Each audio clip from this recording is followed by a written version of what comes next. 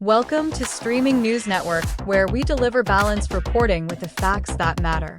This edition is hosted by J. Claude McDaniel. Please like and subscribe.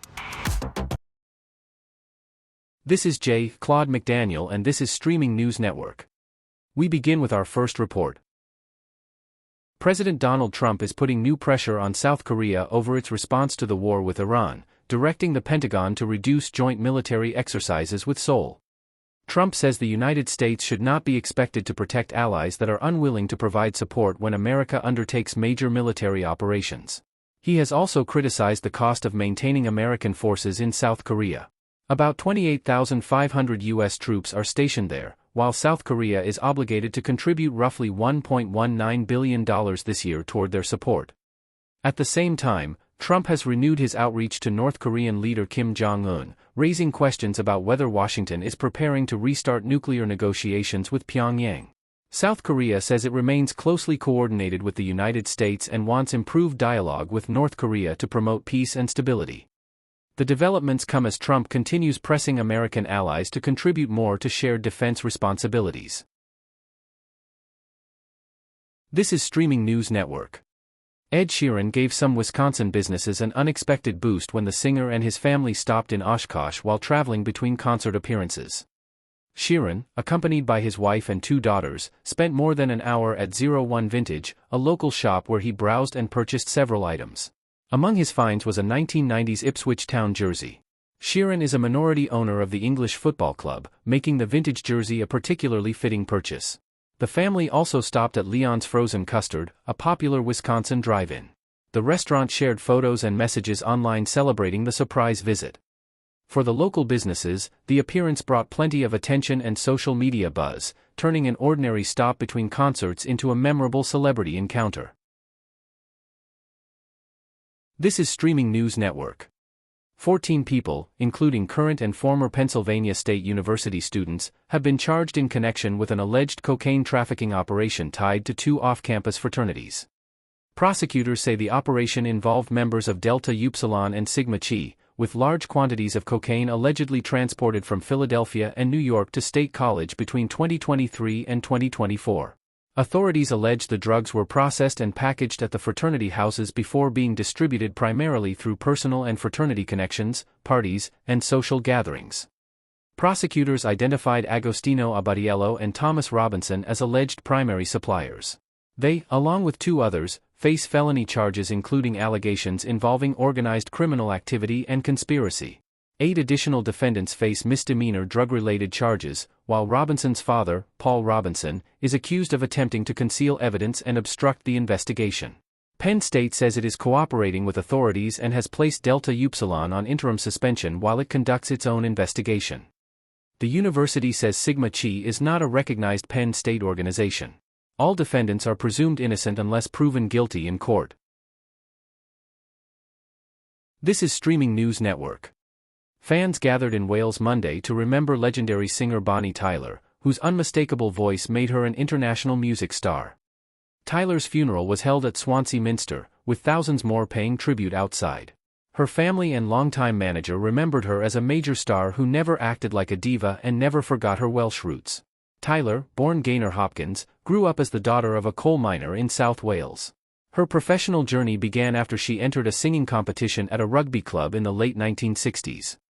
Her career eventually produced 3 Grammy nominations and worldwide hits including It's a Heartache, Holding Out for a Hero, and her signature 1983 ballad, Total Eclipse of the Heart.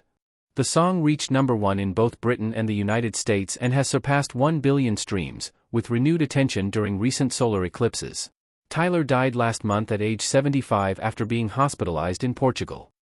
Her fans remember not only a remarkable voice, but a Welsh performer who remained genuine throughout a decades-long career. This is Streaming News Network.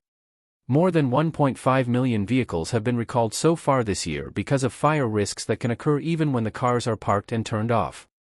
Federal safety officials have issued what are known as park outside warnings, telling owners to keep affected vehicles away from homes, garages, and other vehicles until repairs are completed. One major recall involves more than 1 million Jeep Gladiator and Wrangler vehicles from model years 2021 through 2025. Investigators are aware of at least 51 fires and 1 injury potentially connected to an electrical problem in the power steering system. Another major recall affects more than 462,000 Kia Telluride sport utility vehicles from model years 2020 through 2024.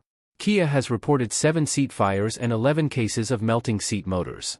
Safety officials warn that modern vehicles contain increasingly complex electrical systems that can remain energized after the engine is switched off. Owners should check their vehicle identification number through the National Highway Traffic Safety Administration's recall system to determine whether their vehicle is affected. This is Streaming News Network. President Donald Trump is taking aim at Oklahoma Attorney General Gentner Drummond as the state's Republican race for governor enters its final days. In a lengthy social media post Tuesday, Trump called Drummond a fake Republican and accused him of supporting President Joe Biden and the Lincoln Project. Trump also criticized Drummond for what he described as failing to defend him following his second impeachment, which Trump continues to call politically motivated. The president says Drummond has a bad attitude and does not represent Oklahoma's Republican values. Trump is instead backing former Oklahoma State Senator Mike Mace, urging Republican voters to support him in the August 25 primary. The race could be especially competitive. A recent independent poll found Drummond and Mace tied at 44% support among likely Republican voters. With Trump throwing his endorsement behind Mace, the contest has become another test of the former president's influence over Republican primary voters. This is Streaming News Network. A Fox News discussion about Representative Nancy Mace's newly revealed tattoos has sparked a debate over personal expression, trauma, and where commentary should draw the line.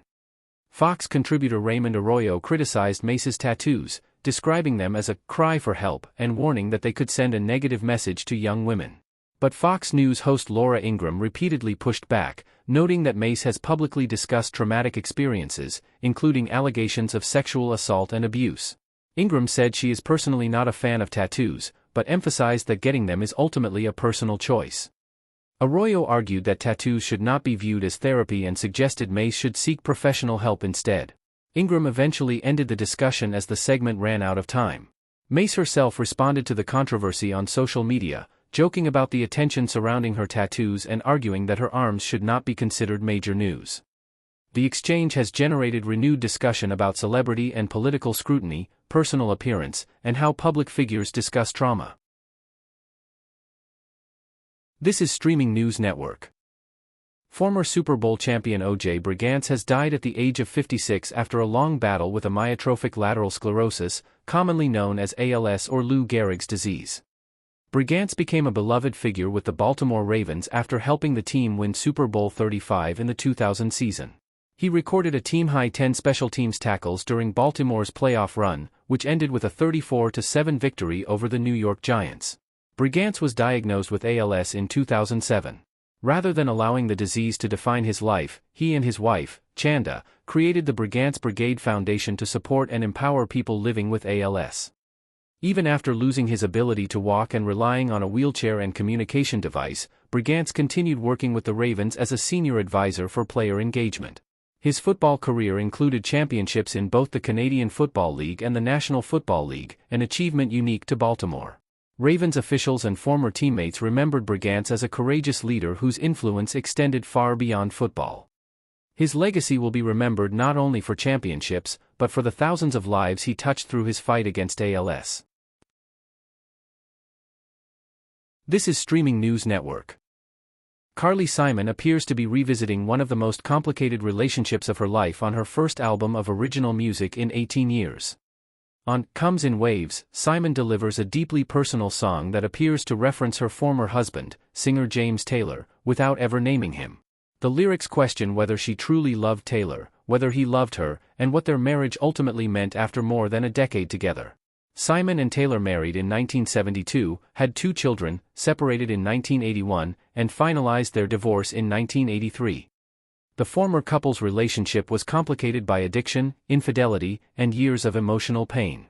Simon later wrote about their turbulent marriage in her memoir.